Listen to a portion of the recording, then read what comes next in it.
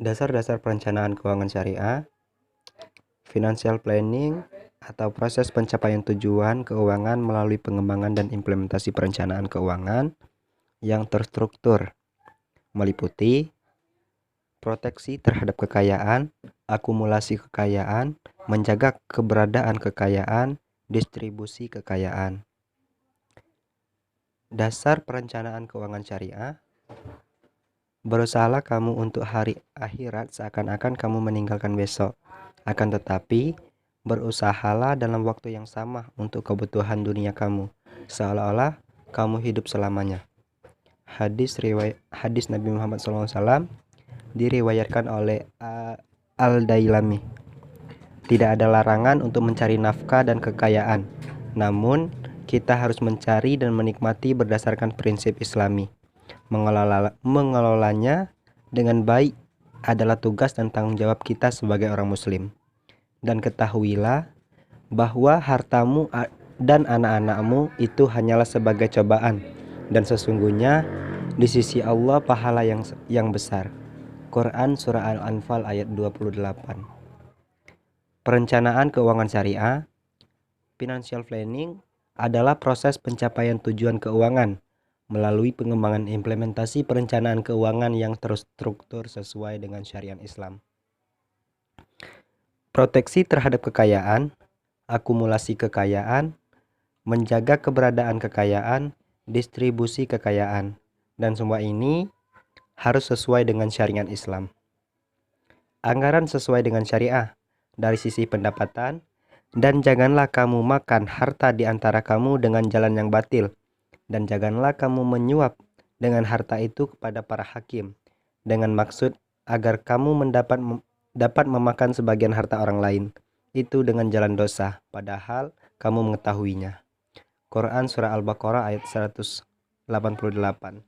Dari sisi pengeluaran, dan berikan haknya kepada kerabat dekat, juga kepada orang miskin dan orang yang dalam perjalanan, dan janganlah kamu menghambur-hamburkan hartamu secara boros. Sesungguhnya orang-orang yang pemboros itu adalah saudara setan, dan setan itu sangat ingkar kepada Tuhannya. Quran Surah Al-Isra ayat 26 sampai dengan 27. Konsep proteksi sesuai syariah. Pada asuransi jiwa syariah terjadi risk sharing antara peserta asuransi. Peserta asuransi sepakat untuk menanggung bersama kemungkinan timbulnya musibah yang lazim disebut dengan alokasi dan kebijakan atau tabaruk. Akad atau perjanjian dalam asuransi syariah terdiri dari akad tabaruk dan tijarah. Pada asuransi jiwa modern terjadi risk transferring dari peserta asuransi kepada perusahaan asuransi. Peserta asuransi membayar sejumlah premi untuk memindahkan dampak dari kemungkinan timbulnya musibah kepada perusahaan asuransi. Asuransi konvensional, akad atau perjanjian adalah jual beli. Perencanaan proteksi keluarga. Lebih baik kamu meninggalkan keturunanmu, kekayaanmu, daripada meninggalkan mereka yang miskin sambil memohon pertolongan orang lain. Hadis Nabi Muhammad SAW diriwayatkan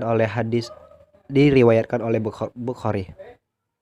Akumulasi kekayaan sesuai syariah bertujuan untuk mendapatkan perkembangan modal yang reasonable dengan tetap mempertahankan modal awal. Namun, kita harus mencari investasi sesuai dengan prinsip Islami atau syariah. Investasi syariah operasional harus terbebas dari unsur riba, dan Allah menghalalkan jual beli dan mengharamkan riba. Quran Surah Al-Baqarah ayat 275 sampai dengan 271. Terbebas dari unsur judi, yaitu di mana seseorang mendapatkan keuntungan dengan biaya orang lain dan orang tersebut menderita kerugian dan kepercayaan. Aktivitas usaha yang memproduksi maupun menjual barang-barang yang haram seperti minuman yang beralkohol, babi dan lain sebagainya. Tidak boleh gharar atau tidak jelas.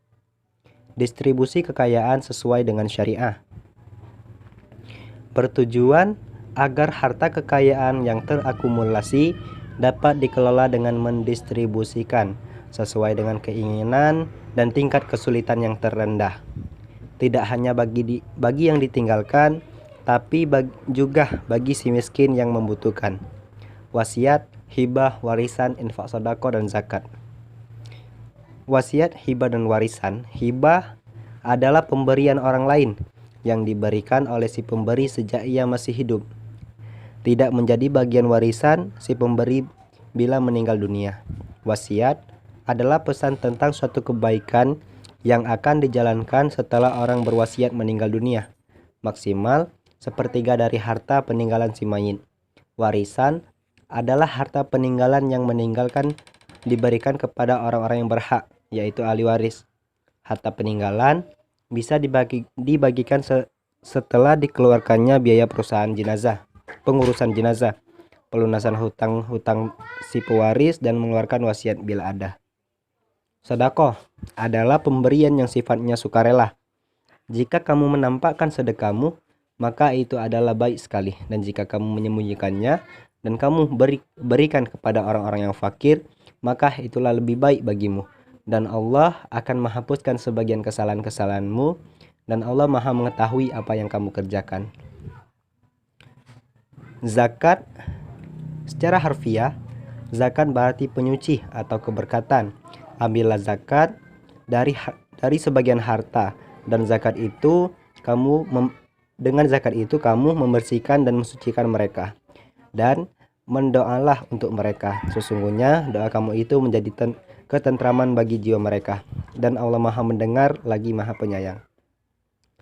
Menurut terminologi syariat, zakat adalah sejumlah harta tertentu yang telah mencapai syarat tertentu, diwajibkan oleh Allah untuk dikeluarkan dan diberikan kepada yang berhak menerimanya, nisab dan haul. Sekian, wassalamualaikum warahmatullahi wabarakatuh.